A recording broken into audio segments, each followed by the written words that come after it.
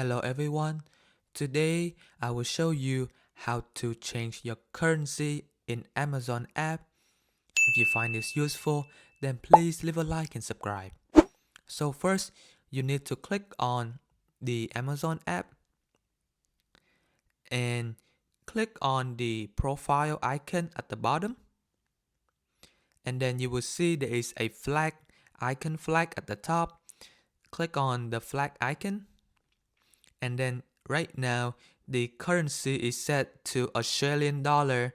If you want to change it to something else, you can click on it. And then let's say you want to change it to New Zealand dollar, click on this. So depend on the country in the region, it will have a different kind of currency. And once you finish the change, you can click done. And that is how you can change your currency. If you find this useful, then please leave a like and subscribe.